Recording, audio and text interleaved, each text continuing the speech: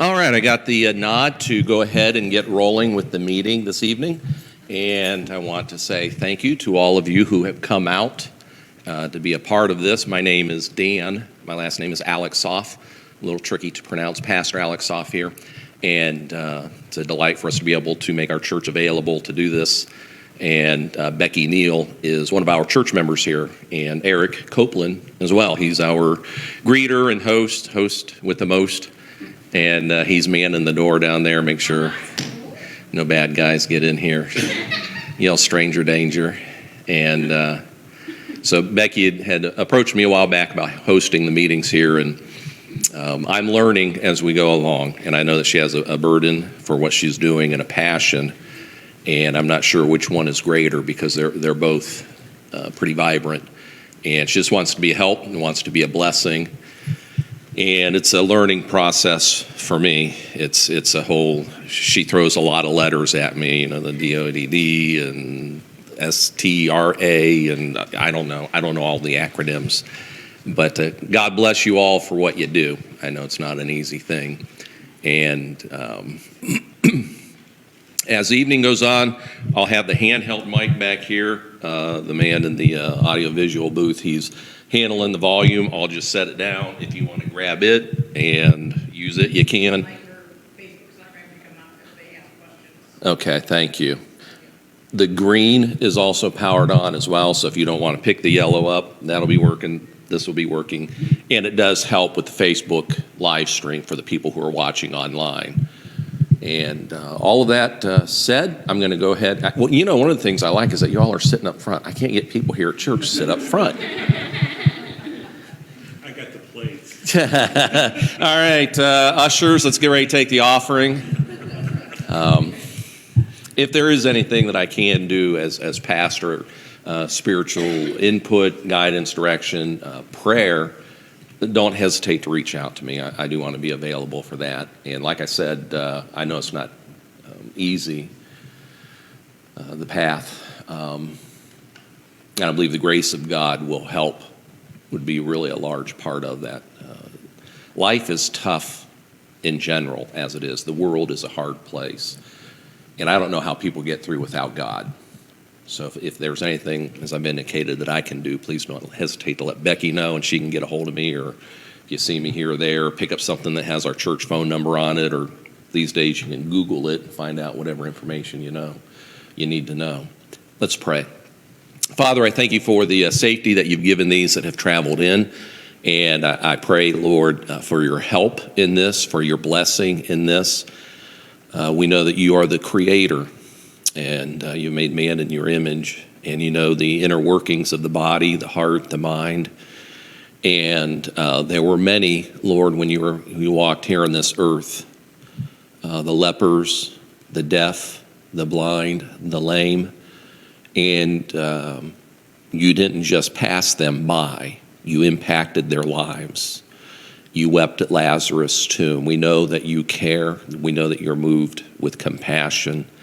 We know that grace can be sufficient. I pray that you bring grace to these, strengthen them, help them, and give them guidance and direction that they need in navigating their todays and their tomorrows, Lord. Again, we pray your blessing on this in Jesus' name. Amen.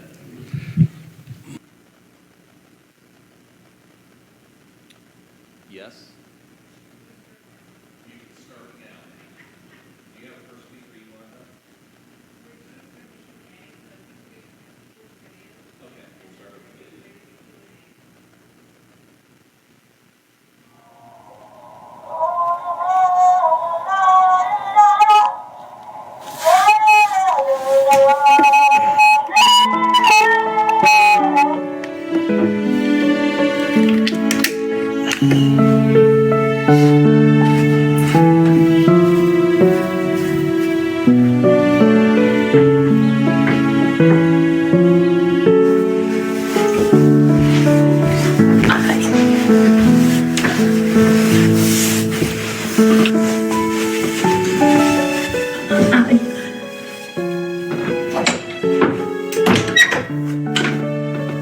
My name is Justin Sedano. I'm Mimi's dad and have been for all her 14 years of life.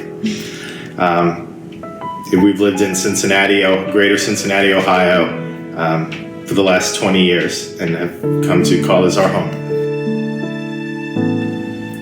Mimi, in a word, is a whirlwind. She is extremely high energy. She loves music.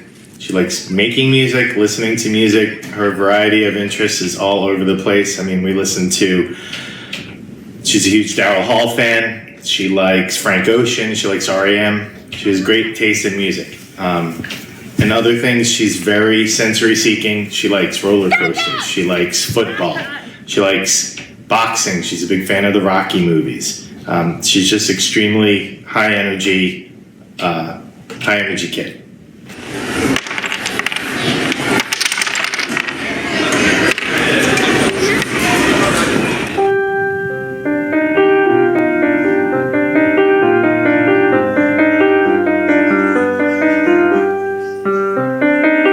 We noticed several months old that she was starting to miss developmental milestones in terms of being able to speak or make sounds, cruising, walking. Ready? Go. Yay! Yay! Good job! Currently and throughout her life, Mimi is probably going to need help with almost all the day-to-day, daily tasks of living. That means from when she wakes up until when she goes to bed at night. That includes preparing her food and serving it to her to make sure she doesn't take bites that are too big or choke or anything like that. She needs assistance with communication in terms of telling us what she wants and when she wants it. She has a communication device, but we still rely on a lot of hand gestures and just verbal clues to help understand what she wants and what she needs. So it's a challenge you have to be there, be present quite a bit to understand what she wants and what she needs. Apple. Yes, apple. Before 2020, before the pandemic, we actually had a great system in place for finding, training, and hiring direct service professionals. We had a roster of several young adults who were able to come into the home, work with us on a schedule, and help to take care of Mimi. Mimi also developed really strong friendships, as did our family, with a lot of these professionals, many of which we still kind of keep in touch with today. And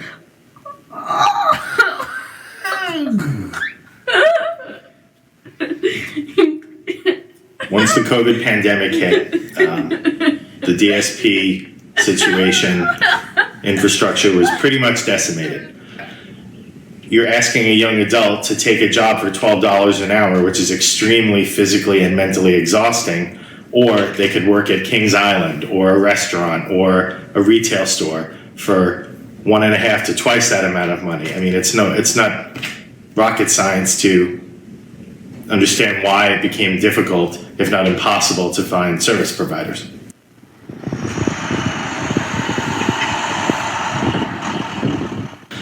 Currently, we take care of Mimi as a family. Basically, my wife and I are the primary caregivers. The lion's share of the work still falls to my wife and I.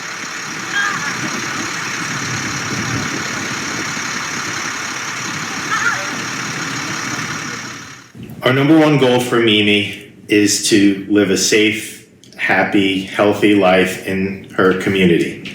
She is a very charismatic, happy kid who deserves dignity and deserves respect.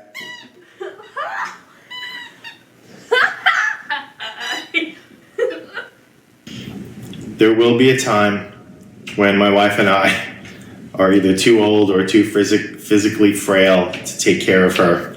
And, that's a scary thought. The answer to your question of what we're going to do is I don't know. Right now, this world, this state, this is not set up for someone like Mimi to thrive, to be a part of the community, to just be a human being, to be a member.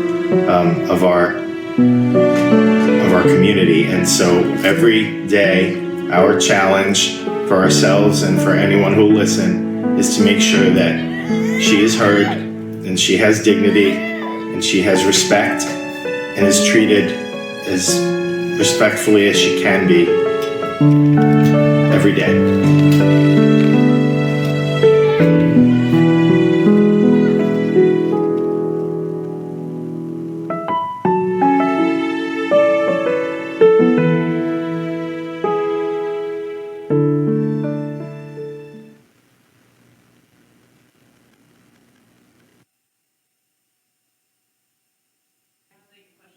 We did this last year, was just all Q&A, so if there are questions at you, then hopefully you'll answer them. So that's pretty much it. Gary, do you want to stand and talk about anything specific? Okay, well, I'll start off. I do have a question. It has nothing to do with the budget, but as a provider, and I've been a provider for many, many years, we would love to see you guys do away with a recertification fee of $125. We're tired of having to pay that every 3 years. Medicaid providers do not have to pay a fee to apply, nor do they have to pay a recertification fee. So that is one thing we as providers would like to see go away. We're tired of paying $125 every 3 years. I mean, when you think about it, certification department already gets paid to certify us. What's the $125 going to? You know, just checking the dates of a driver's license, or CPUs, or Red Crosses.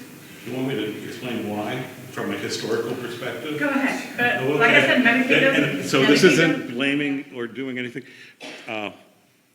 Back in the day, and I've been in Ohio for 26 years now. Back in the day, certification was a forever thing. When you got certified, you were certified forever unless you didn't do something right. So, and this is Gary's interpretation, the reason the fee came into play in every 3 to 5 years was to get people off the rolls that were not providing services anymore.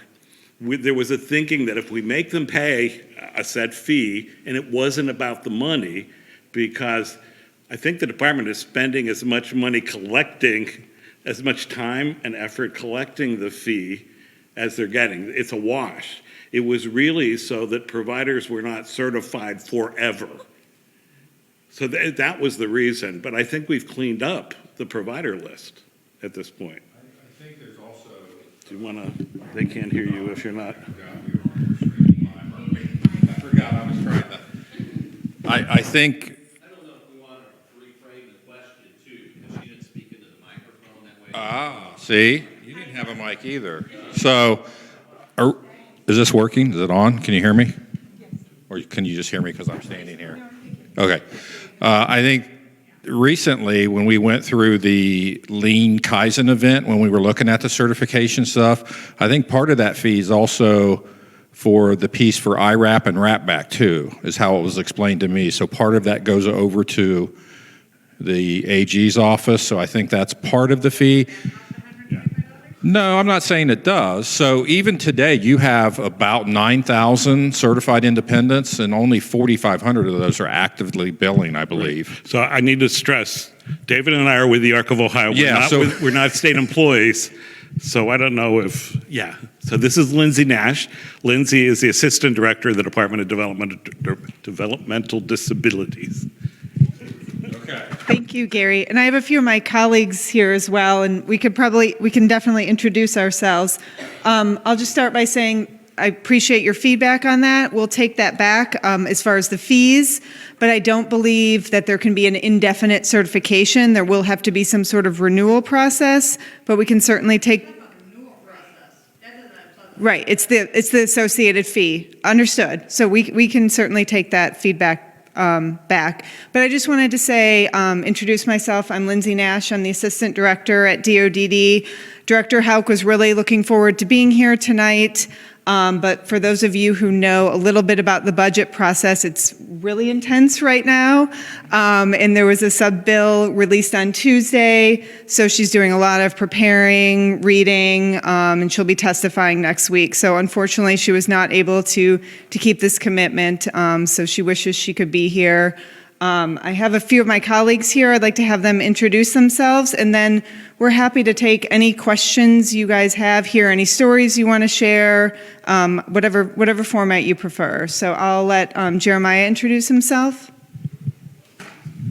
Yeah, good evening, everyone. Jeremiah Wagner. I'm our Deputy Director of our Division of External Relations. So that's our government relations, our communications effort, and then our training team. And it's good to see everyone. I was here last time with the director, so it's nice to see some familiar faces. Okay. And I'm Nyoka Craddolph. I'm currently the Policy Administrator in the Medicaid Division. So, thank you. If you guys, yes. I guess I need my. She wanted to add something. Sure. Hi, Lyndsay. We've been emailing back and forth. Melissa Booth. Hi. Yes. So just a note on the fee that you were talking about. I just am wondering, at a time when the crisis is what it is, why the department would do anything that would restrict or prohibit somebody who's willing and wanting to provide services from doing it, like a fee.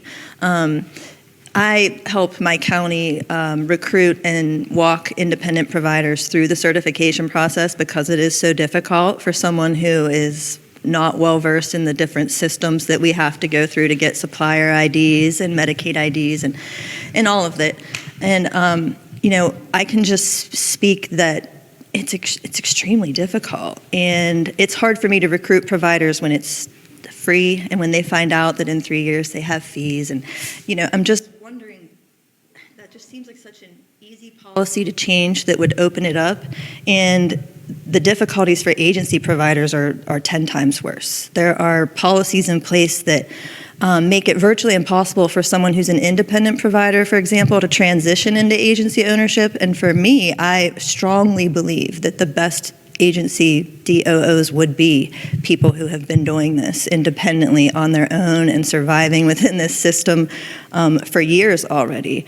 But until 2021, there was literally no avenue for that to happen. I applied in 2020 as an independent trying to become an agency. I had 10 years experience. I have a bachelor's degree in human services management.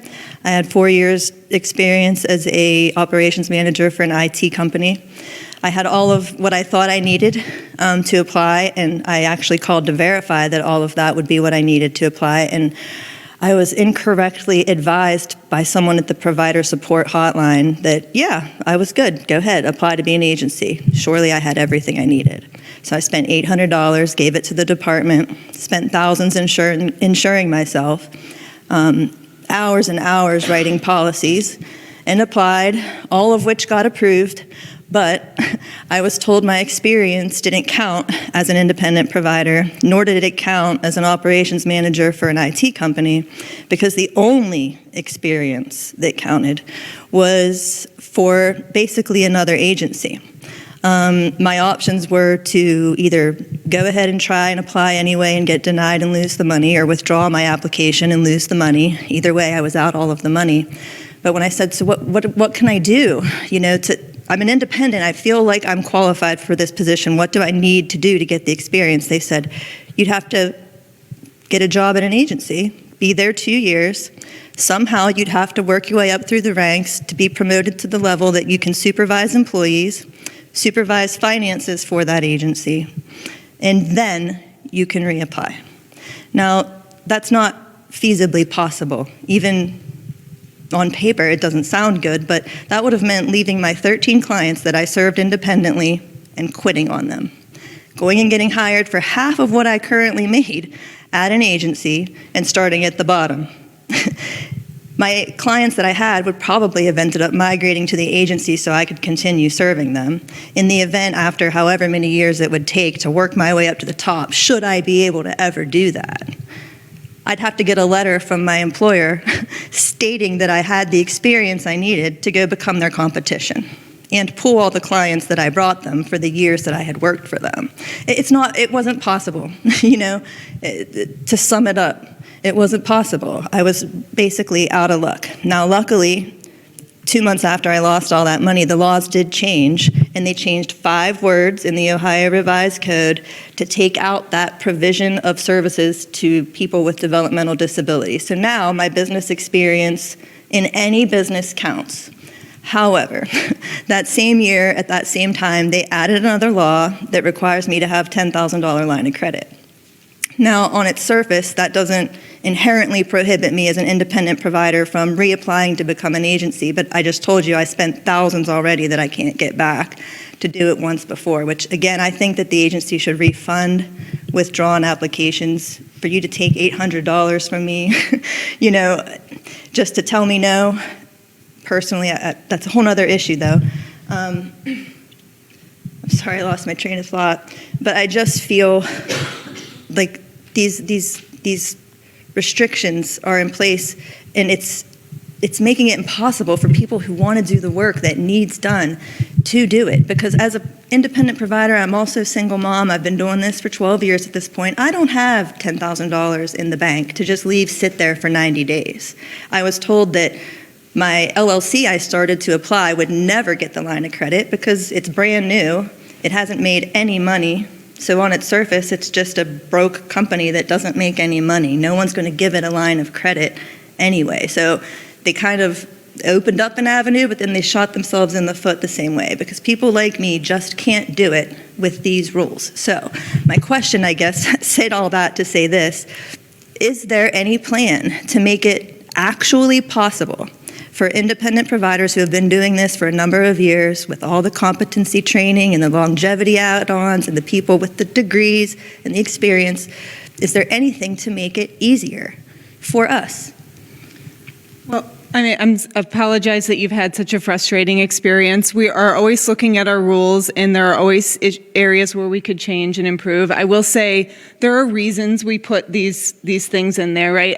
As a DOO of an agency, you have significantly more responsibilities than you do as an independent provider, and we want to make sure that you're set up for success, that you have the right training, that you can oversee the finances, oversee the staff, because it is a big job, and we recognize that. And so we realize that it's not a perfect fit for everyone, right? So we try to make the rule with the experience that we think is necessary, but if we need to take another look at that, we can certainly do that.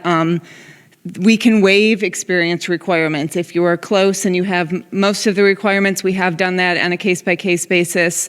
The line of credit, the same. We put that in there for a reason. We had a string of agencies that closed very quickly and left their employees in a lurch. And those pieces, isn't it? Right. And then I took on about 9 of the clients in my county when that happened. So I fully understand the need, and it's a good policy. I'm not shunning the policy. I just feel like it was adapted at the improper time, because for 20 years prior to that, we didn't have a policy like that. The agency requirements prior to 2021 did not require any financial proof of anything from an applicant. And so if we did it that way for so long, I don't see a reason why we couldn't go back to doing it that way again, now that an avenue has finally opened up for independent providers to qualify under the experience provision, because that roadblock was there for us for so long. And now you've created this financial one that, I understand the reason and the logic behind it, because when agencies suddenly close because someone got in over their head, it creates a huge windfall that we all have to pick up. I understand that, but in the middle of a crisis when you need more people was probably the wrong time to try and reinvent that wheel, so to speak, because again, it wasn't there prior. I know because I applied in 2020. So again, I'll say we had a work group that spent maybe a year going through that rule and coming up with some safeguards that we could feel comfortable with. I can't remember if the rule predated COVID. The timing might have been bad. That does happen. But again, the $10,000 requirement was really because of the things that we were seeing with the agencies going up, and it was really try to protect against that. We understand the hardships of a startup company, like if you want to start your own LLC and the struggles you might have, And we are having internal discussions about what we can do to alleviate that or how that might look as like a temporary waiver until an agency can build up some credit. So we're looking at all of those things and we understand. Because I could have been open 2 years ago, if if these two rules hadn't been there. And it's just extremely frustrating for me because at this point I've certified 15 independent providers that would have been 15 employees under my agency, that are now my competition. But I don't see it that way. Like, I honestly just want to solve the problem. And I want people who are willing to do this work to be able to do the work. The problem is I encounter so many people that are not willing to be self-employed. I have a lot of people who want to work for me, but I can't become an employer. And so, yeah, just anything that you can do to make an avenue for someone like me, I really think, at least in my own little county, would make a huge difference. So the director called me the day after our conference and said, "What's her name? I don't have her name." So could I left yeah. you a couple messages. Yes. Yes. because I couldn't.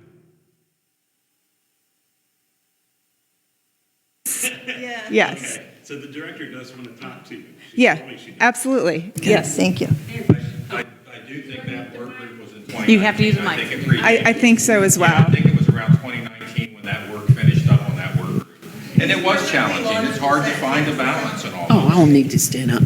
Good evening, everybody. I'm Amy Hurd from Cuyahoga County. I'm an independent provider. I brought my friend here, Ms. Hart. She's an independent provider. Hi, Gary. Left you a message. But I want to tell you, I can tell you how to get, if nothing, I can tell you how to achieve to get a line of credit for $10,000. I'll cover that with you. Okay? Yeah. Yeah, there's a couple banks that's, because you're not going to really use, it's going to be there if you're going to use it if you need to use it. So I can tell you how to get that. But but even if she waives it or whatever, still just get it to have it. Because one thing about, it's there because of budget. And people want to get their checks. Just like as we work and we want our pay, if something comes up, people need to get there. So that's yeah, you got to be the payroll. So that's basically, But to clarify the waiver, what I was told the waiver of the $10,000 line of credit would be, it's not simply a waiver of, okay, you don't need to provide this proof anymore. They simply give you an option to provide different proof, which again is not possible proof to provide, because I tried to get it from my bank and they literally wouldn't do it for me. This was months ago. Now the funds are exhausted. and I'm going to tell you, two banks, Navy Federal and Huntington Bank, they will give that to you. Yeah. But I was told by the ODDP that you don't have a line of credit, you put $10,000 in a business account, leave it there for 90 days, and then have your bank certify that you had $10,000 unencumbered for 90 straight days. Now, the problem is a bank doesn't want to just, they don't understand what you're asking, first of all. The bank manager at my, said, this is what I need, just a letter saying that I had this amount for this many days, and I need you to sign it. I don't give you any, all we have are letters that are pre-formatted in our system. I can sign that you're the account owner, I can sign that this is your balance, I can sign, like all these, they could print me things, but they could not give me what the department said it wanted, which was a letter from my bank stating I had $10,000 for 90 days straight. And again, it's just, it seems too much. I can go get a personal loan. I have personal credit cards. I have access to funds. My business is not going to get any line of credit as a brand new business that I opened for the only purpose of starting this agency. It didn't exist. An independent provider, in most cases, is not also an LLC. They're just an independent provider operating under their social. I started the LLC to apply for an agency, and all the costs associated, and all the insurance associated, and application fees associated, and at the end of the day, because my experience was not at an agency, I just lost, all of that. Again, I'm really sorry about the path that you've gone down, but I just want you to understand why we put some of these safeguards in place, and we're happy to work with you, and you have my phone number and email, and we can certainly be in touch. Yeah, now I want to say something. I do think it's wrong that if they turn down an application, why not refund the money? if you're not licensed, why do you? We'll take that, Yeah. we can take that back and look into it. Yeah, that part, I think, if it's turned down, you're not, why not give the people, because $800 for some people is a lot of money. Absolutely. It's $1,600 if you apply for a larger agency. Yeah. But Yeah. the employees that I had wanting to work with me and the clients they had under them as independents, we all, like, the vision was, once I certified all these people that only wanted to be my employee, but then I convinced them to become independents in the time frame in between of me becoming an agency. But once an agency, the goal is that we'll all join forces, and that's going to enable us to serve all of our people better. Because I currently have 13 people, and I'm one person. And some of the independents that I have certified are all working with 5, 6 people each. And it's very difficult for us. And if one of us is sick, the process for a backup provider, you have to get a meeting, you have to have an ISP, you have to put that on the pause, you have to do all these things in order for us to be able to work with each other. And we all know each other, that's the thing. We're taking group trips together, our clients know each other, our clients know each provider. And so in a perfect world, if I was an agency and we were all together and we could merge these contracts under the agency roof, then when I'm sick, I have 5 of my independent friends that can possibly help that person, that they can instantly call on without the need for trying to certify 5 backups for the person. So I know other folks, so I think, because I know the director personally wants to help. She told me she does. Oh, good. And keep in mind that since 2019, the rules come open for review every 5 years. So, and again, I think the department would back this up, but we're always looking at ways to kind of make positive changes in rules. But when a lot of families come to us in the department and say, this agency just left me high and dry after they made all these promises to my loved one, that's why that was put in place. Well, what I'm seeing in my Yeah, can we move on to a different, No, I don't mean to be rude, I just so how do you want to work this? Why don't you talk about how they're going to open their respite rule, and because of, Okay. we're not allowed to have HPC in the same Okay. OSL, and we as providers feel like we Do you want me to do it? As I step back. I should Maybe do we my- can help each other, yeah. Can I have a mic? Sure. Okay, so for almost 2 years, we've been told that all they're arguing about is how many hours we're going to approve to have HPC at the same day as OSL. Then boom, we're told, oh, they're not allowed to do that. We as providers feel like we were lied to for almost 2 years, that if you had told us from the get-go, it's not going to happen, we can't do it, it's not allowed. And all of a sudden, like I said, we were waiting for 2 years for you guys to figure out how many hours a month, a week, we're going to be allowed to have.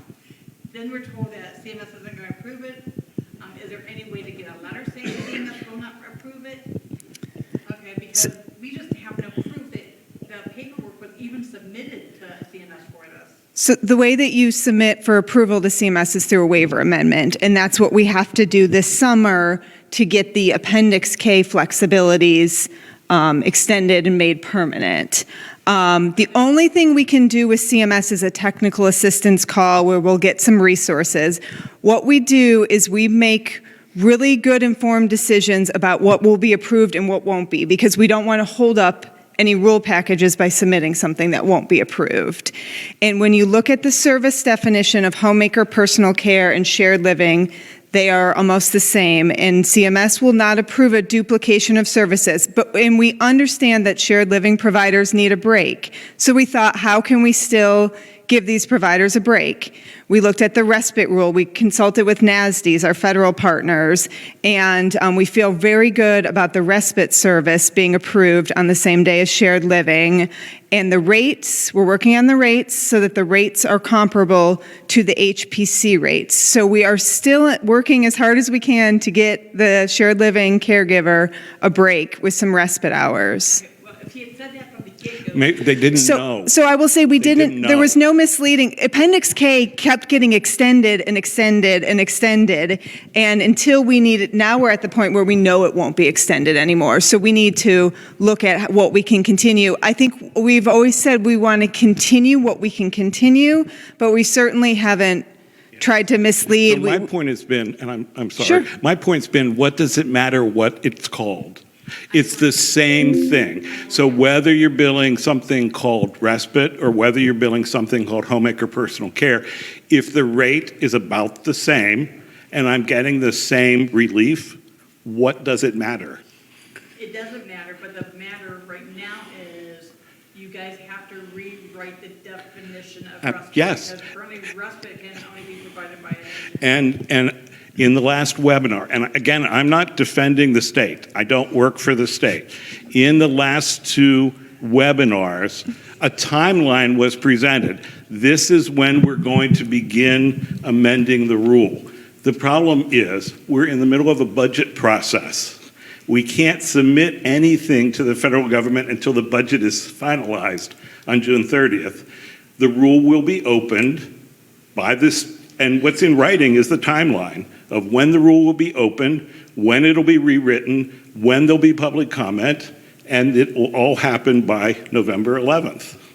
Okay, even though it's not due to be opened until It does, 2027. as I told you, the director can open a waiver I know rule you told me that I you know. didn't. So yes, rule. Yes. We can open a rule at any point. We have to open them every 5 years, but we can open them in between, and we have a lot. We control that process at the state level. We don't have to go through CMS, that time frame. So we can open up the respite rule, and if we are making changes to the respite service, we will need to do that, and we will make sure that we have time between now and November to make those changes. It's just that I've been called a liar repeatedly. You have told me I have not told the truth. So let's be honest. Let's be honest. So what I'm saying is no one lied. People said what they believed at the time, and things change. Things change. So I don't know how to be more direct. If I can interject again, I'm happy to report there's about 14 people, last I checked, watching online. And I'll have our sound person maybe keep an eye if they have a question. Okay. And they type it to him, maybe he can field it to you all. And then again, if a question is posed, if we can repeat the question for the people watching online, because a lot of times they're ready to write something down and they're answering and they don't know what the question was to be writing down. So. Sure. Alrighty. I mean, I do want to be clear that I believe DODD has been very transparent from the beginning.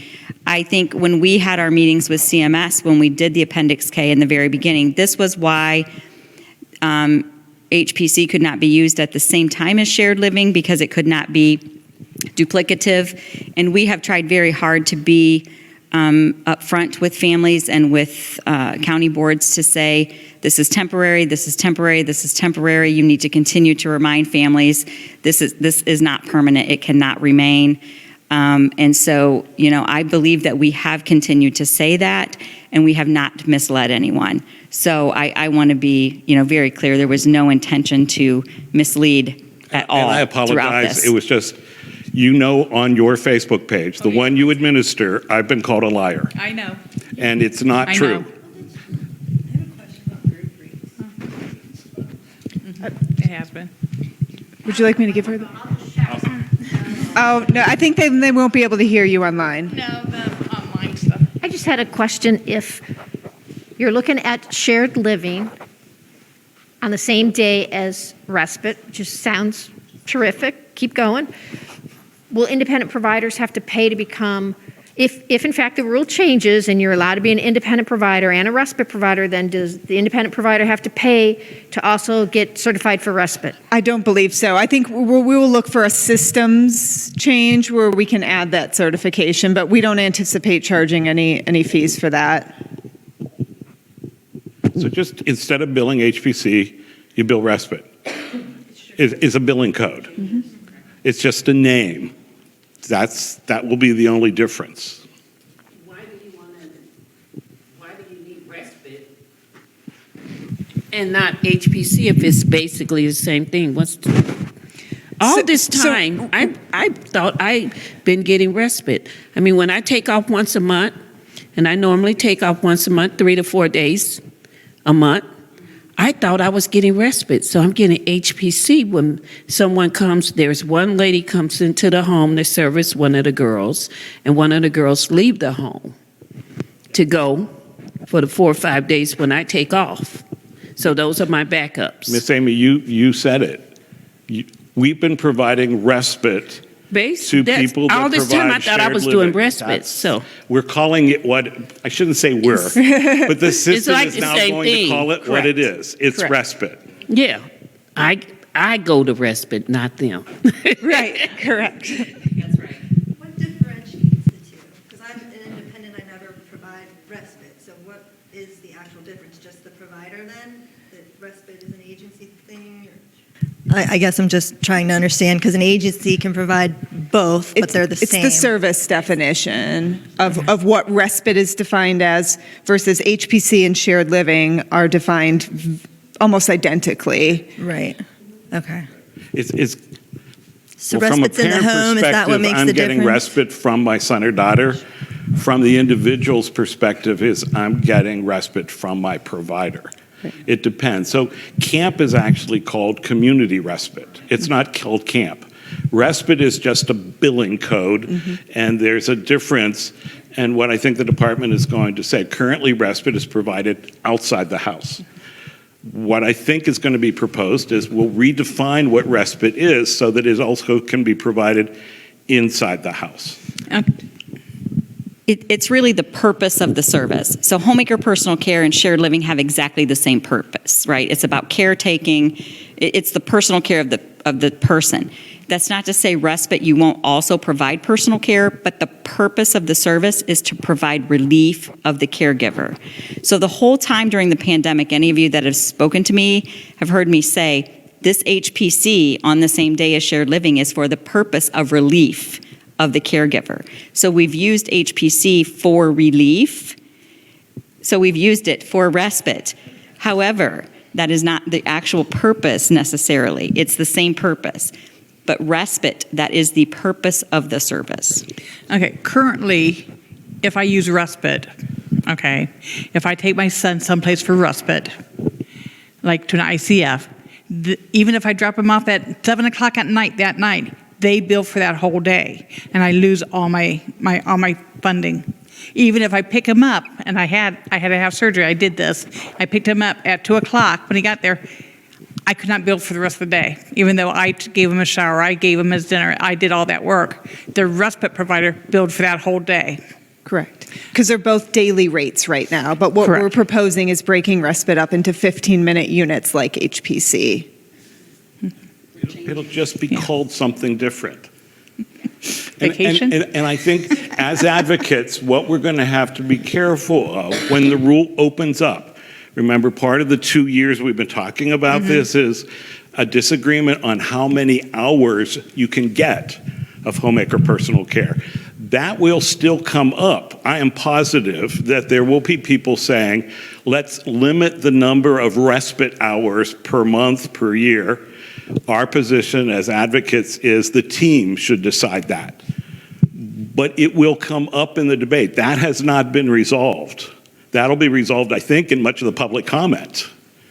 It will be, and I think that, there will be I know what you're advocating for, Gary, and appreciate that, but there will be a cap or a limit, and what that is, how many days, how many hours, we have not settled on yet. I'm sure that we'll have input from county boards, from advocates, from family members, and we will take all that input together and make an informed decision. Because you'll remember we had a serious disagreement with the counties on it. And the department at that point, when we thought we could do said, okay, you guys go figure it out. The advocates in the counties could not reach a compromise. I know personally, I would like to see it as a team decision and by client, not just a flat out this many hours. Well, the shared living is still a daily rate. Right. So at some point, I believe when we present this as a waiver amendment, I'm sorry. Right. I believe because shared living is a daily rate, I believe our package to CMS will have to include parameters. Right. So it couldn't be you can't get 24 hours of respite and bill shared living in the same day. So that kind of makes sense. Yeah. It's just saying you can only get 10 hours a month for us. Yeah, I think everything's a team decision, but I think there will have to be parameters. There will have to be maximums in place. I don't always have questions. So one of the questions I got before this meeting, they want to know what's going on with Duluth and the ODDP, and if we could not possibly get some kind of quarterly updates. Yes. Who wants to? You go.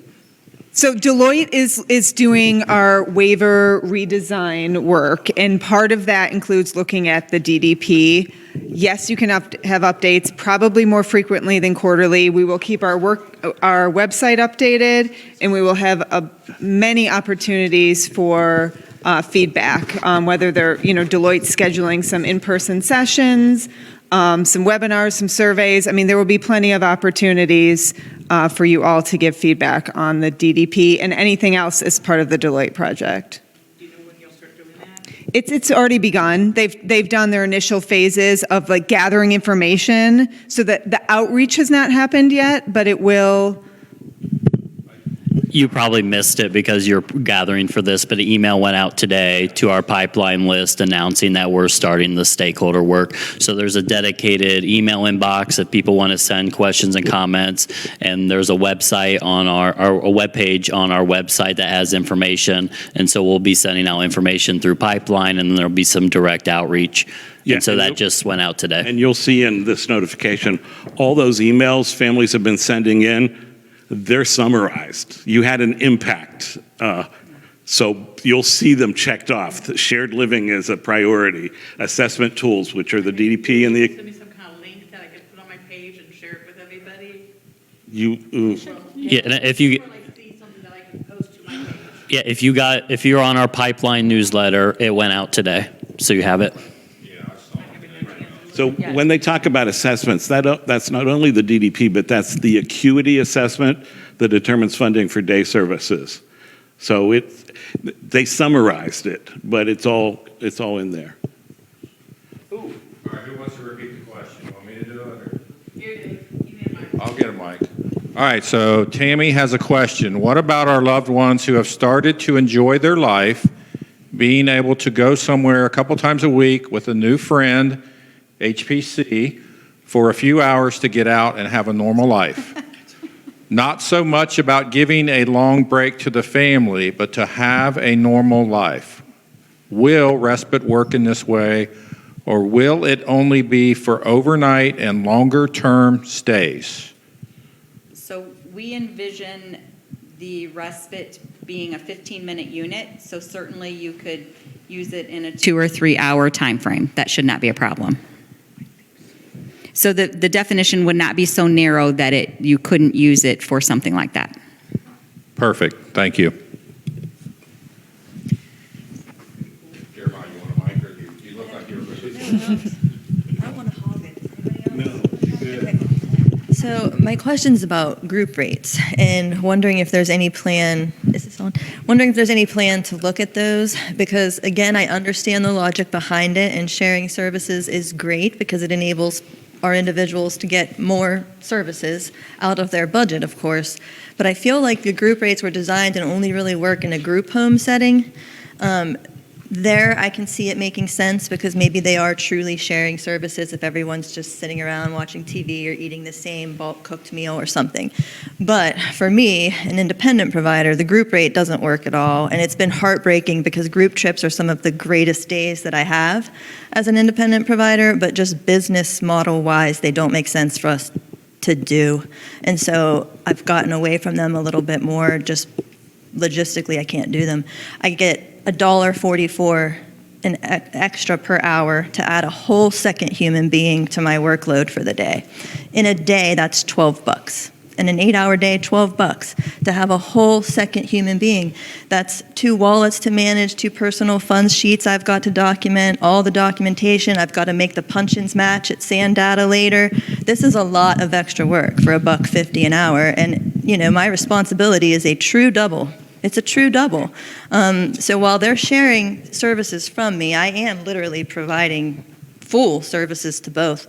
And I almost feel like it needs to be a separate group rate, like a group rate for when you're in a group home and a group rate for when you're going in the community, that is a little bit more fair to the provider, that makes it make sense for us to do as well. Because, if I even make if I add like I had to look at the numbers here, but I mean, if I do a group of 4 to the movies or something, I think I'm only making another $4 or $5 an hour to have 4 people.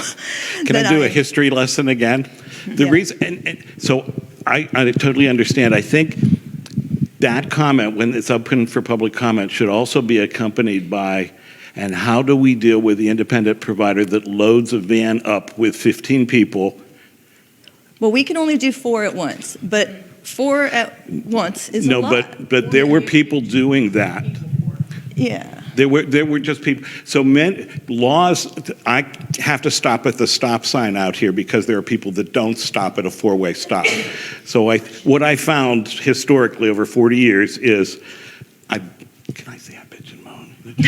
No, no. He really wants to can't say it. that. No, you can't. Oh, okay, that's why I'm in the front row. do I speak up a lot, and what I found is I get farther by saying, this is wrong, and this is what I think you need to do.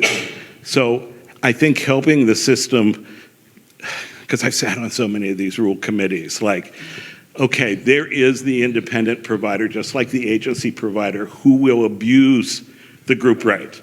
And I think, but that's what rules are for. They wouldn't. I wrote my master's thesis on how rules and regulations have destroyed normalization. That was a term we used. Right. When I was doing direct service, I was told, go out and do what you would typically do and take them with you. As soon as rules came into place, I couldn't do that anymore because as a 22-year-old, I did a lot of things that I would probably get fired for today. But so just a suggestion, because you obviously know where the rubber meets the road. Is that why we have the rules? Because of me, yeah. Because as a direct support staff, I had 10 other people that I was responsible for. And so many of this is historical. So many of these rules where Gary was responsible for 10 people at the same time, and they weren't in a group home. They were living in 5 different apartments. Oh, yeah, all of my people live Absolutely. in different places, and that's, And I feel got like $1.65 an hour. Yeah, this rule could really make a big difference, and I feel like the group rates are something that need addressed probably sooner than later above anything else, because, and again, at least in my county, what I'm seeing is all of the agencies are getting away from the standard HPC like that I provide. The going out in the communities and they basically provide group home services. They don't want to take on They don't have the staff or the transportation. Right. Or that, it's probably both, but I mean, they are purposefully in my county not even taking these interviews. They want to service the group homes. That's the easy money. It's simpler logistically for them, cost of doing business model wise. And so it leaves the people in my county who live, 25 miles from anything with only independent providers as an option. That's it. And I'm in a situation where I could service them so much more effectively if I could pick one up here and then on the way here and then we all go into town together. But again, it doesn't make sense for me to do money-wise. I make so much more to go pick them all up on individual days, and it defeats the budget purpose. Provider in Franklin County who rented a bus. Yeah. And said, we're all going to the movies. Yeah. And 30 people are going with me. Or we're all going bowling. And it's like, something's not, I understand. I think it's just, how do we? Yeah, it defeats the purpose because no group trips happen as a result for the people who rely on independent providers anyway. They're all stuck with one-to-one now just because the agencies won't serve them and I can't do it. It just doesn't make sense for me to do it. So I think somebody over there has a comment. Amy Hurd, you're up. I brought up the group rate when we were in Columbus. Okay. Because I have one girl that's, girl that's basically independent of showering. But I have one young lady that really, she should get a shower probably twice a day, but I don't have to interview her. She gets a shower in the morning at 6 o'clock in the morning when I hit the floor, okay? But I'm doing all the same work. I'm doing her laundry, I'm doing, I'm changing her bed. I'm doing one-on-one work, but I'm getting paid for one-on-two. Right. I'm not doing less work for her. I'm not making less meals. And what happens is with this, and I'm gonna tell you, I'm an independent, and I'm gonna be honest about it. I've talked with people, everybody's not gonna do all that work for less money. As life goes, and as we all have to be honest about it, some people are gonna say, hey, I'm getting less money, then let me cut less. Then maybe she get a shower 2 or 3 times a week. That's how it goes. Because people, you do want to get paid for what you do. Okay, you're doing the work, You have a value. you know, so why should you get paid less money? Right. Before EDB, I was much more, I made road trips much more frequently, honestly. And if we're Yeah. talking about with Gary, I mean that, you know, Okay. I'm pretty sure that did happen, but I mean, really, honestly, let's think. How many people with 10 or 20 people put people, first of all, you can't take 10 or 20 of them by yourself, because you may lose a couple of them or something. Right. It's a different time, right, That was yeah. part of, Amy, that was part of the discussion. How safe is it for people to have more than 4?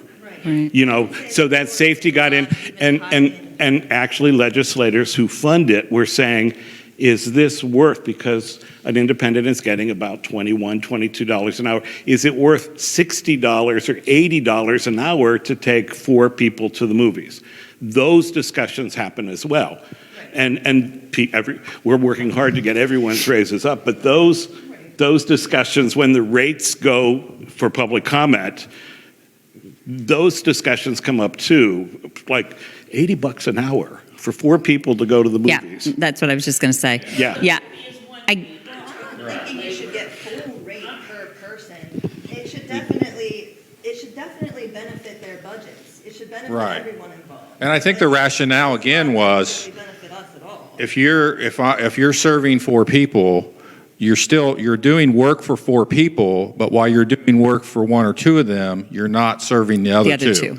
Right? So Correct. I think we have to kind of bring this back around and Correct. get to, yeah. I understand, it shouldn't be an equal as serving Right. like 4 people separately, but $1.44 for. I got you. I'm not saying the Yeah. rate is fair. I'm just saying even when we talk about rules and you know, as much as something makes sense on a piece of paper and a rule, then I think it's our job as advocates to work with the system to say that's not going to work boots on the ground, and Yeah. here's why.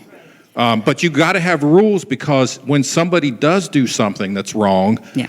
the system doesn't have a way to go after them Right. to get them out of our system to keep them from harming people. Do I think Right. it's fair that the rule applies to everyone if you're a great provider? No, but that's the reality that we're Right. living in. Right. Here's the math that I just want to highlight on that is if I served one individual for 40 hours in a week, Uh-huh. if I add a second person for all 40 hours of that work week, all 40, I double my workload, I make $62 to do that. $62. But are you technically doubling your workload? I think that's, When I'm taking 2 How- people into a community, yes, I have both of their wallets. I have to manage both of their funds every time they buy something. Right, and I think you're talking about, you're getting into services too. Right. Like, I'm doing everything that I would do for them individually, just together. And let me say this. Okay. And and again, I'm not defending I'm trying to throw some rationale into why. let me say this to you. Sure. Because I'm familiar with group homes too. Okay. I worked in the workshop, okay, that's when I first decided to do this work. I used to volunteer at first, and then I subbed for about 8 months. But I know different people that work in the group homes. See, you're able to get away with, now they're billing a 1-to-1. You know why they're able to get away with that? Because you don't know when they're there and when you're not.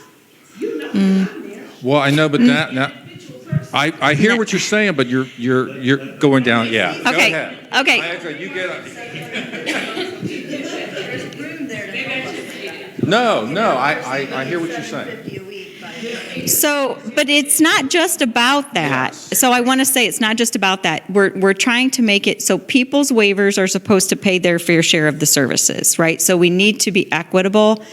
And I know your situation where you were talking about you have 2 people and, you're bathing one, and I don't know if those people can be left alone, I don't know the scenario. In some cases, we need to, just talk one-on-one and talk about your specific situation. But I think we're just trying to make sure people are paying their fair share out of their waiver. If it's time for us to look at this, group rate, we certainly can do that. I wrote down a note that I can certainly have, we happen to have this project with Deloitte. I certainly can have them pull other states and see what are other states doing as relates to group rates. So I'm happy to do that because I think we could sit here and hash this out all night and we wouldn't get anywhere. So that's what I've been trying to insert here. There you go. Thank you. I'm happy to take this back and do some research because that's what we would do, right? We would pull data from other states. I need to talk with ODM, what are they doing in their waivers? And we would be pulling some factual information to support a decision that we would make, not just, kind of like hash it out here. So, Would you consider a new group rate for independents to bill versus agencies? Like how you've done with respite and HPC, I guess, or shared living or whatever? Because they are 2 different services, like I said. I don't think we would. I think we need to look at ratios and group rates the same because you're either sharing your kind of attention and how you're splitting yourself as a DSP in the same way. And we can't look at, well, they're fudging it over here. It's easier to fudge it there. I don't think we're going to kind of get into that. I think we would look at it consistently. Do you want us to talk about where the budget is right now? First, I want to say,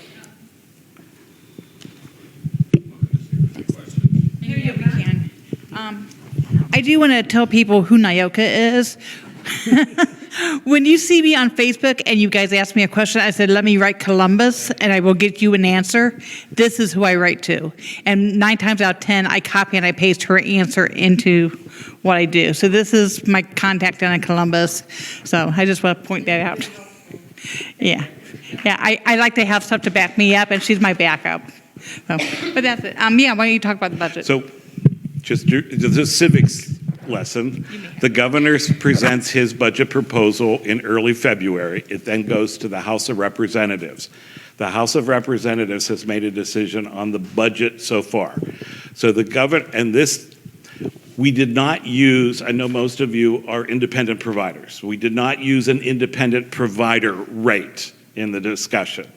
Because it would be very hard for some of the legislators to understand, yes, $22 an hour, but the base rate is down here and they're supposed to pay their taxes and all. That was too complicated, to be very honest. So what we said is our staff are currently getting, our direct support staff, on average about $12, $13 an hour. But to be competitive, and this was a coalition of advocates, primarily the ARC, the County Boards Association, and the providers. We all got together for the last couple years. So what do we need for someone that is hands-on with a person with a disability? We decided together that we needed an average, and this is whether I was working through a waiver or an intermediate care facility, we needed an average of $20 an hour. That doesn't include benefits. That's just an average of $20 an hour. The governor came back in February and said, I think Ohio can afford about $16 an hour, okay? We then went, and you all helped us, to the House of Representatives, the finance committees, and we pleaded our case. It has come out of the House a recommendation that as of January 1st, the average would go from about 13-something to $17 an hour. And then July 1st, the average would go to about $18 an hour. That's a 30.8% increase in funding. That's not yet what we need. But can you imagine any union saying we got a 30.8% raise? So that's where we're at. $1 billion. $1 billion. $1 billion? So what? The state share? All funds over the biennium were over $1 billion. So that's over the next 2 years, $1 billion that is going to be added to the DD budget. But as an advocate, we also have to be concerned for senior citizens and people that are the passport waiver and the home care waiver. All funds for all of those other staff will also go up. Yeah, and so it has to go into a rules process, but the process is not over. So now the budget will go to the Ohio Senate, and we start all over again. Our plan is in the House, those of us on the coalition did a panel to lay the groundwork for the House members, representing people with disabilities, family members, providers, and counties. We're going to do the same thing in the Senate, and we'll be calling all of you. Mary Ann's granddaughter actually even testified, 2 years old. Four, and her stuffed animal. Pebbles, yes, great impact. We're going to be asking you to testify in person and in writing, again, with the Ohio Senate. And our goal is to get it then up to an average of 20. Some of us think it's going to be a harder leap to get to 20, but we're not going to stop there. The budget has to be approved by June 30th.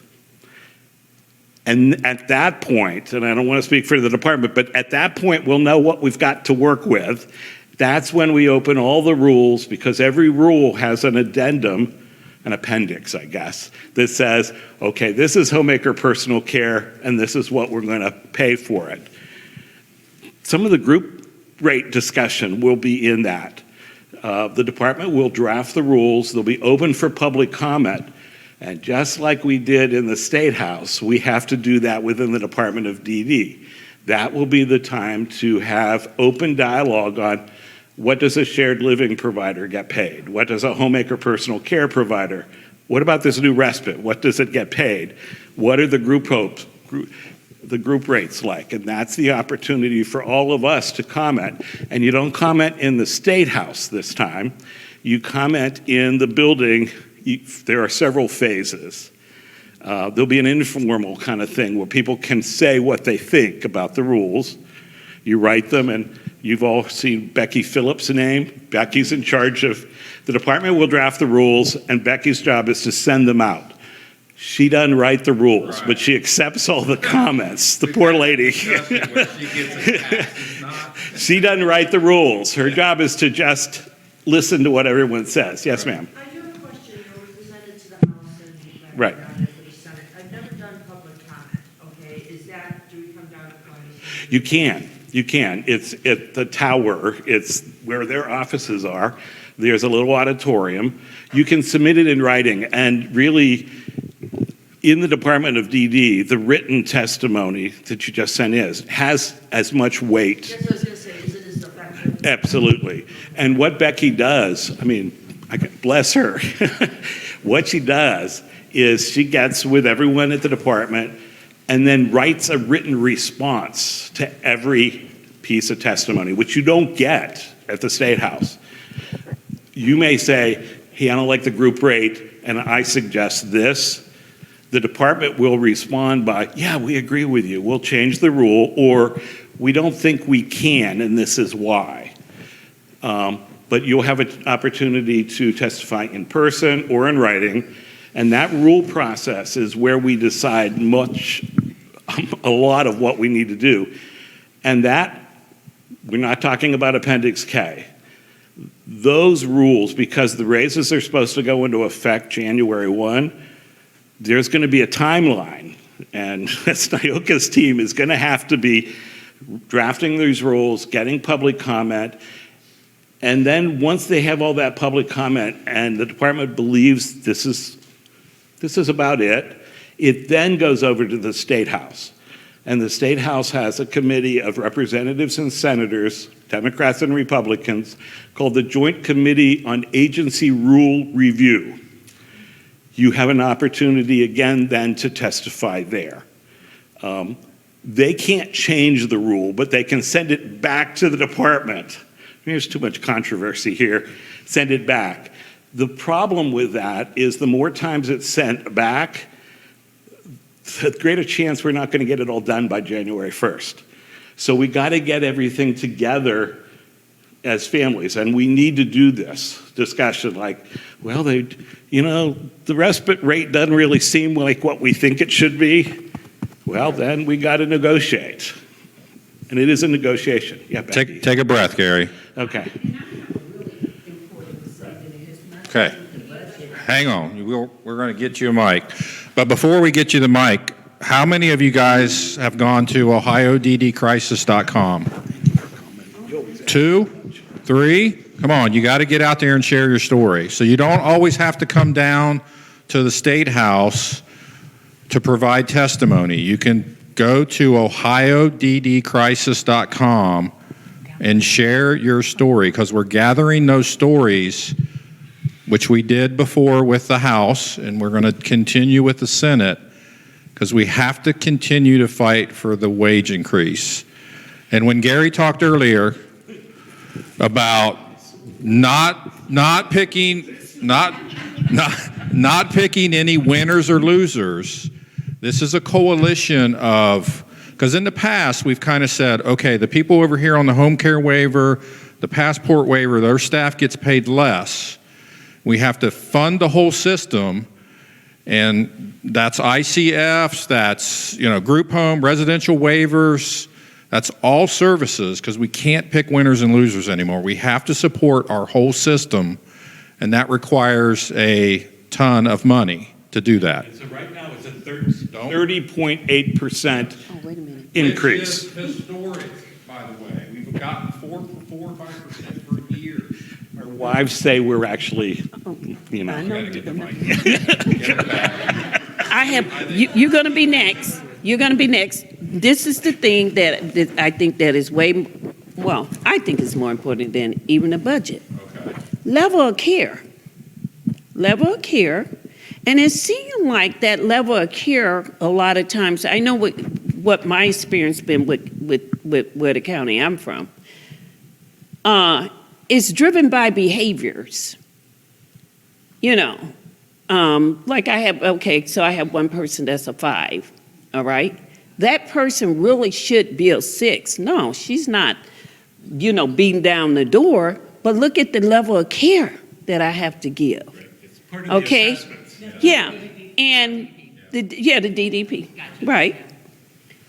And the level of care is wrong, because at the beginning, I'm putting on socks, I'm putting on shoes, I'm doing completely like I'm taking care, right, of 2-year-old until I've taught her how to put her own shoes on. So as we go along, she's learning a little more every day. But the level of care should not be just driven by behaviors. Yeah, I'm seeing some of it. Right. But she has a very high level of care, and she's a 5.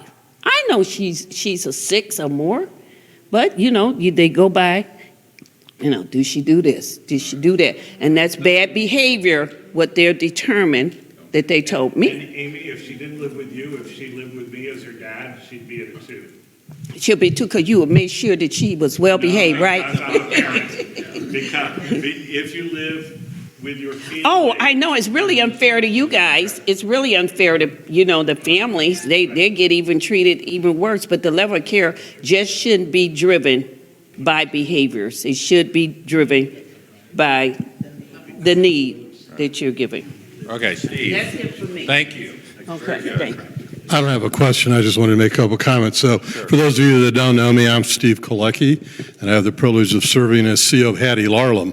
I feel a little bit out of place here because obviously we're one of the largest not-for-profit providers in the state, and we do provide the full gamut of services. But I hear your stories, I hear your messages.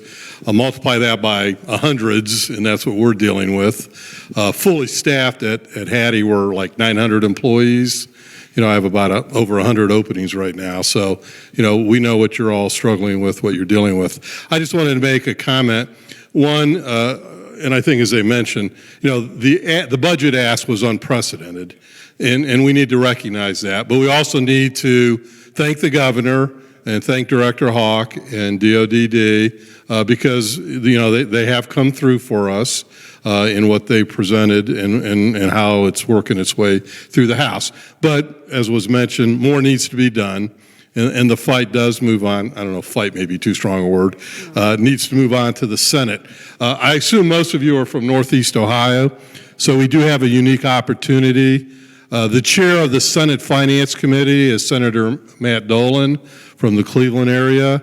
The vice chair of the Senate Finance Committee is Senator Jerry Serino from Northeast Ohio, and actually used to represent part of Portage County until the recent redistricting. And the ranking member of the Senate Finance Committee is Senator Vernon Sykes from Akron, who actually represents a lot of Portage County. The Hattie Larlam Center in Manaway is actually in his district. So we have a unique opportunity in front of the Finance Committee of the Senate, those of us in Northeast Ohio. So make sure you contact Senator Dolan, Senator Serino, Senator Sykes, get the message out. You can get on the website and find out who the other members of the Finance Committee are. But I think our friends from the ARC will certainly agree that the effort that all of us have made in the House, again, has been consistent. A consistent message has made a real difference, and we need to, again, carry on the great work that's already been done to the Senate. So thank you. Thank you. So, and again, it's not just the work of the group, the coalitions, okay? That's obviously very important. It's your stories. I'm telling you, you have to get those stories in. It makes such a big difference when we're up there fighting for those wage increases. So please, please share your stories. I have to say, you gotta have this lady here taught me, you fight with lemonade and cookies. Sarah was in my wife's class 30 years ago, and 40, yes. And Mary Beth was the mom that would bring lemonade and cookies to the IEP meetings. I say that because it does not help to attack the legislators. Like, why didn't you give us the 20? We had a few people do that in the House testimony, and it is not a good reaction. It starts with lemonade and cookies, and thank you for doing this. Thank you for helping us. And you tell your story. Dave and I are going to be doing a session tomorrow in Canfield on how to tell your story.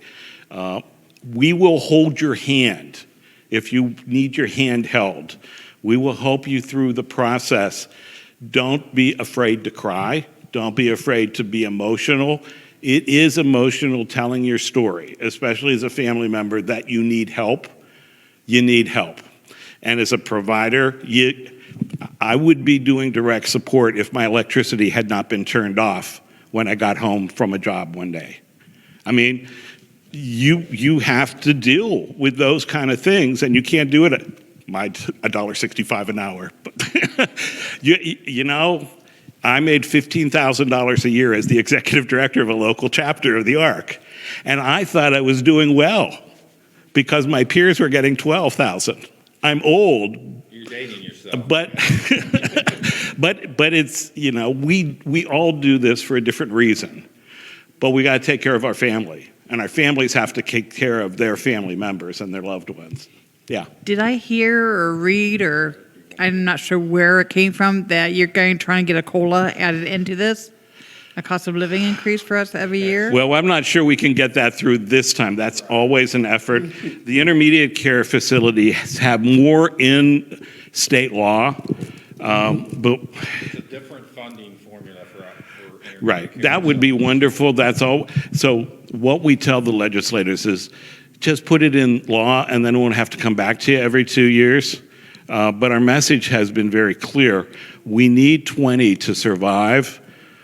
But expect that we'll be back in 2 years, because in 2 years, White Castle and Burger King will be paying 25. Representative Edwards, who chaired the House committee, publicized the other day, he wished it could have been $25 an hour. But they do have to balance a budget. And that's Mary Ann. Are benefits like totally off the table, that they're not even going to happen? The rate, we've stuck to just getting that average wage to 20. That doesn't include benefits.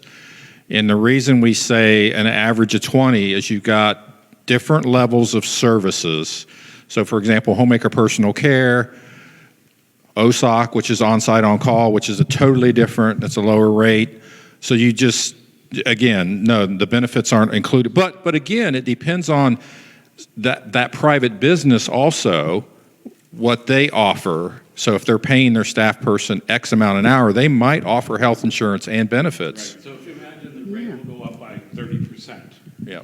If you work for an agency, the agency has to figure out, so what can I afford to pay for Right. an hourly rate, plus workers' comp, unemployment, social security? Yes. And do the training, and pay for payroll, and do the billing and the credentialing, and all of that stuff, what's left for benefits? On an independent provider, your rate is, there's a base rate Yeah. that is figured out, and then what's added on is, well, they gotta pay their own taxes, and it's assumed that there'll be, What? and there isn't, but there's an assumption that there's enough money in the independent provider rate to figure out how to pay your own health insurance. It's not reality, but. I mean, even if you look at the agency rate structure, there's an 18, but again, with the legislature, we stick to very simple terminology. Yeah. When I first became a provider, I remember seeing somewhere in my training how my rate broke down, that this much was for my services and this much of. It's Yeah, because a certain amount of the rate is for the admin portion of it, the billing and the attending Yes. ISPs and such. So my Yes. question is just that when I started doing this job, the amount of that has increased significantly. So I think what with I'm the hearing you EVV say- stuff and the personal fund stuff, have they, like, we as providers know our rate has gone up, but to what portion did they increase? And I guess I'm just trying to, again, understand more of the group rate, and because I would think even the admin portion of a second person is more than $1.44. Yeah, no, I think I have some data for you if you wanted to kind of look at that. But So understanding it didn't go up for 20 years. Right. Right. So we're dealing with all of that. And that is one of the reasons Becky's question was the whole cost of living automatically. Could we get that built in? And I believe that language was kind of left out of this current. The message is at this point, it's going up 30.8%, and we hope to get it up. Right, we Just want to when they keep create fighting. those new rules like EVV or the personal fund. Right, that I add think such you're talking about significant what in our workload system increase, what they we don't add a refer to as pay rate increase. unfunded mandates, right? So, okay, I've got to do all these other administrative tasks, and the rate was built 10, 15 years ago. How do we do that? So let's talk on the side. Yeah, I have a lot got to some say data about for that you. aspect of it. I can always get that to you. Now, I work for Vela. Have you heard of Vela or Careforth? They just turned it into Careforth just recently. Not off the top of my head, but I'm happy It's to. an agency. Okay. I decided not to do independent. I just wanted to not do with the paperwork and all that Right, stuff. you've got a lot of responsibilities as an Yeah. independent. So I decided to do that. And does that affect me, the raise stuff and all that, or how? Yeah, so again, the fight is to get all the rates up, but if I'm working as a DSP for ABC Corporation, would I like to see all of that go to the direct support? Of course, we fight for that. That's why we have surveys where we capture that data. Every provider has to report that data, and the theory is if you don't report the data that you didn't give that wage increase, then the system is going to out you because it's going to be public information. But that is a private business decision for that agency. I got another question. Okay. Now, DODD Yep. started to where we have to, is supportive payee, or we have to. Rep, I'm going to let you, I already know where this is going. You guys get this one. Okay. The rep payee, right? Yeah, I was told to have my husband be the payee, so I had, because my son is now 22 years old, I was always his payee and everything, and because now I'm his caregiver, they're like, oh, well, now you're gonna have to turn in all the receipts, and now you're gonna have to do all of this stuff, unless you turn everything, let your husband do the payee. Okay, are you talking about rep payee or money management? Yes. Personal funds, yes. Yeah, I'm giving that one to you guys. Why, being that we're his parents and everything, I understand if I was taking care of you or, somebody else, but I guess there was a bad apple. I was told that now they had to do this. So I will say it's been in the rule for a while, and we recently reopened it, and we had many conversations with the ARC. I think we did a webinar for you, and I think we are trying to make it as easy for parent providers as we possibly can, but as a parent and also a Medicaid provider, there are documentation requirements for those funds. So we've given tools, we've given resources to make it easier for you. So that's a personal decision about, whether it's your husband or you can make those choices. But if you're going to do both and you're the Medicaid provider, there is a documentation requirement. Well, it made it easier, it made him the payee. Right. So, Yeah, that's a good choice. But because you work for an agency, right. it's the agency's responsibility to make sure you do it. So Lyndsay and her staff really developed some tools to make it very simple that your agency could use. As simple as keeping a really good checkbook. Right, well, Like we where don't the even money have goes. checks, so, I just keep all the receipts, but Yeah. I decided just to they told me, just make Rob the payee and you don't have to worry about stuff, but now my other, and last question is, okay, my son is in a safety bed, and I know lots of, children and adults have to have some kind of a safety bed, and, his was for, he's, like I said, 22 now. When he was, oh gosh, I don't even know how old he was, he fell out of his bed. I was actually standing right there, and I just kind of turned a little bit, and there he went. Didn't know he broke his leg, had no idea he did it because he verbally couldn't tell me. So he just kept rubbing his leg. Next day, I was like, we got to get him in the hospital. What's going on? By that time, I said, we got to do something. So we started doing like a side rail and everything. This is while he was a kid. Okay, we could do that. Now he's an adult. Okay, but while he was a kid, the doctor prescribed him, okay, we need to get him a safety bed, something he can, we don't have to, he needs something, because the side rail, he started kicking out. He was still trying to get, crawl out. We didn't want him getting hurt. So we decided to get him, have you seen Akron Children's Hospital where they have the bars, the kind, for the infants? That's what they went with one of those. So we've have one of those. It's like a hospital bed, up and down, and all that stuff, and it locks, and it can be unlocked. Now that he's an adult, they want me to document when I lock him in, when I lock him out, morning and night. And I'm like, okay, if I have the doctor's order, okay, in the morning and night, okay, it's simple, it's not like I lock him in there all day long. And the thing is, though, he crawls in and crawls out of it all the time, when it's lowered. So it's not like he's in there except at nighttime for his safety, So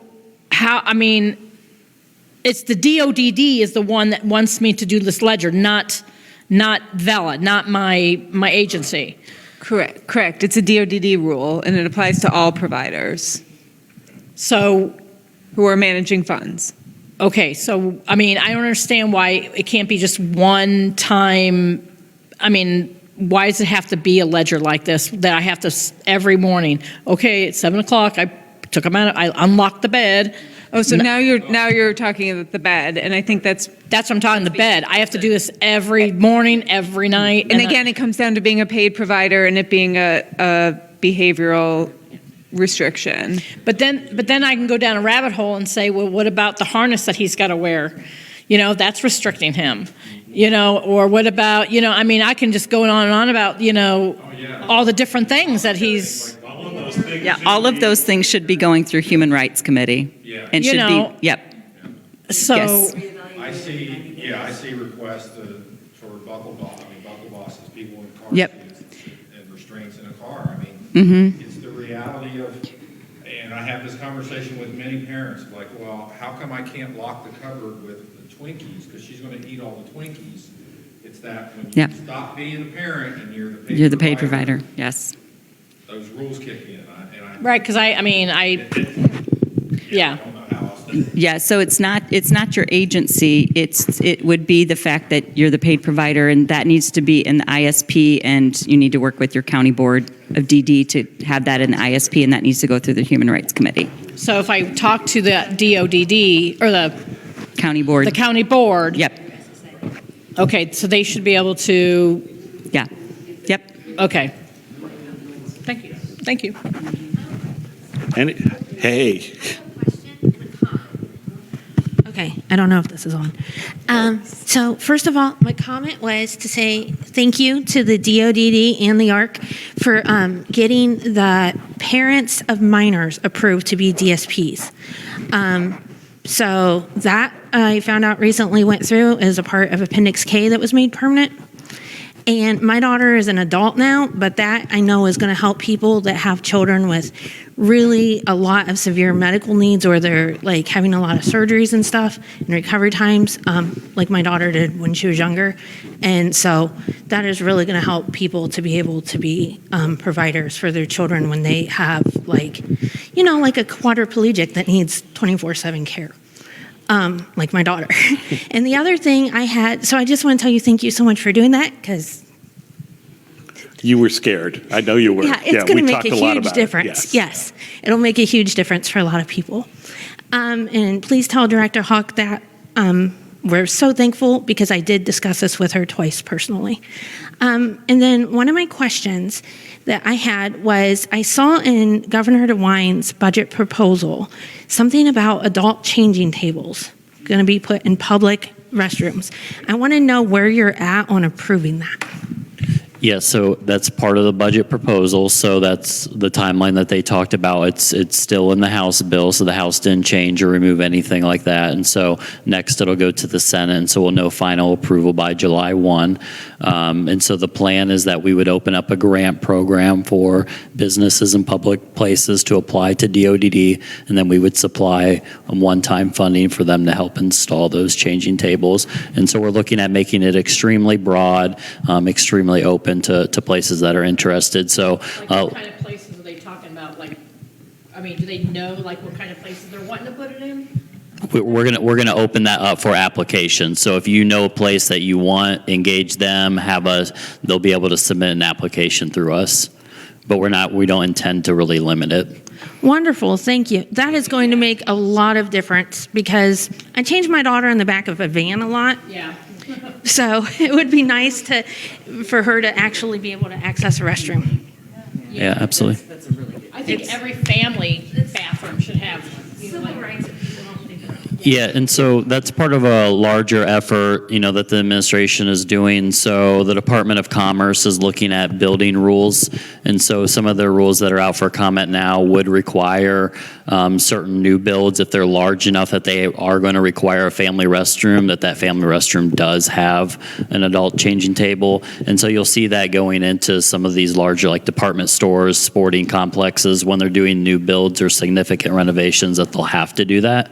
And then we're also working with the Department of Transportation, the Department of Natural Resources, so parks, rest stops, to try to get those installed in places like that too. So we think that'll expand quite a bit. So the budget bill that we're talking about not only has a lot of money in it, it's got a lot of words. It's over 5,000 pages long. So there are other things like, yeah, every word. 5,000. Yes. Did you see my Reader's Digest version? I read it last Yeah. So it also includes that every county board would be mandated to have a person with a disability on the county board, which is new. Many counties are already doing it. So there's a lot of stuff in there, and there's a lot of stuff we're watching. Like there are some organizations that want to decrease the number of bathrooms per person, or increase the number of people that can be in a bedroom. There are a lot of things like that we fought against 50 years ago.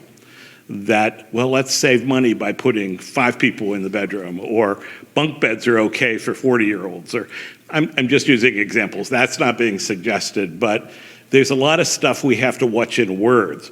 And not only what I love about the parents of minors continuing, it's also husbands and wives would be allowed to be paid. So it affects, I love the concept that it's everyone, it's all the waivers. So one of the crazy things in a family-based, family value state,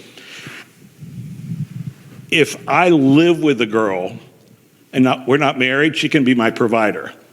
If I'm married to the girl, she can't be my provider today.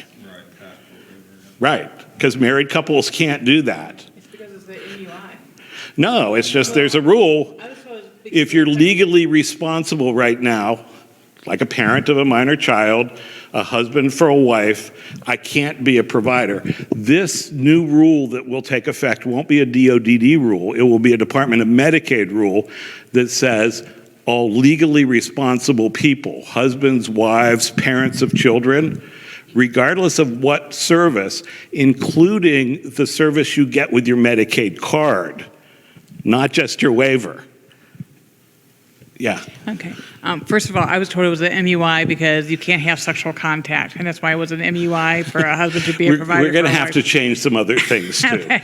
But we don't have many spouses in the DD system. No, that's more passport area. Yeah. So things will have to change. On the but yeah. changing table, I'm all for the changing table. At the last conference, I had to lay my son down on the floor of the ladies' bathroom to change his colostomy bag. Oh, we had a room. Oh, did you? We paid for a room. I had no clue.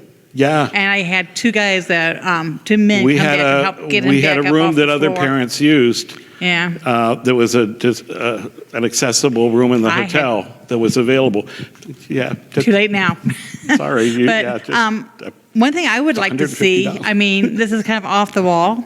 I'd like to see charging stations for chairs at like the amusement parks and stuff. Oh, yeah, that's a good. I mean, they have car charging stations, they have phone charging stations. But So get your local senator or representative to sponsor a bill. Cruise, and it was He'll a sit down nightmare. with you. She'll sit down with you and write a bill. And Yeah, that's a really good one. So, it sounds so I'm sorry. simple, but it is as simple as meeting He doesn't with follow the senator or rules. representative, telling your story. They write a bill, Yep. and those kind of things are not hard to get through sometimes because it makes sense. People understand those. You good? Good. All right. So, Only 3 cups of coffee. man, I don't know about that, but so I'm just going to, I guess, wrap up again. Gary and I were here as kind of a support to help answer any questions if you guys needed it, or yeah. But I just wanted to thank you guys. You got to again keep fighting. You just got to know that we're all in this together. We're all fighting to make a positive difference for people. I know sometimes it might not seem like that, but we really are, and we need you guys. We need you to share your stories. So please do that. That's all I got. I have one more thing. Gary will be back in August. So you guys can all come back and see him in August, and hopefully by then we'll know what's going on with the budget and a whole bunch of other things. Right. Saying I won't be back? No, you already told me you were golfing. Oh yeah, Yeah. I'm out, man. It's So we're Thursday. praying for I rain. just signed into a golf league. I got to do something to get out of the office. I said we're praying for rain. Don't do that. Don't do that. Okay, and don't forget to fill out your templates for continuing education hours because you can use this for some of your continuing education. Okay, I'm leaving. This is your thing. We're here to help, but DODD's here to. Gary, stop talking. Change at the beginning. I love this woman, and I think she likes me. I've already. Well, you're going to my funeral. Yes, I've already agreed to do her eulogy. So you only do that with people you love. You know. All right. So again, do you want any final words from you guys? I don't want to get up here and get in the way of. I don't think so. I mean, like last time, yeah. If we have business cards, our contact information is on the website. Like we really value feedback. We try to just not deal with inboxes, so you can contact any of us directly, and we're happy to always answer questions. So I know there's always more than tonight. Hey. Session tomorrow. I should. Stop for a minute, Tonks. Lyndsay and I are here tomorrow, Yeah, and Gary and I will be in Canfield too, so we'll see you guys. They're doing an art conference. That's how I got everybody here tonight, is because tomorrow in Canfield, which is only 30 minutes from here, basically, they're going to be. Okay, so just remember, it's not the Arc of Ohio Conference. It's the Arc of Ohio Northeast Branch, which is a small office in the Youngstown area. So But we help pick this. they're affiliated. So, but again, people just send us a lot of questions like, why don't you have this? I'm like, well, it's not ours. Well, you used to do it. You used to do it before COVID in all four corners of the state, basically. We try to do 4 a year, but it's a lot to pull off all those things. So, Yeah, thank you. We got great, any of you that came to our cocktail reception. Getting Gary out. We got a lot of great response. And that was in Columbus. Yeah. Yeah.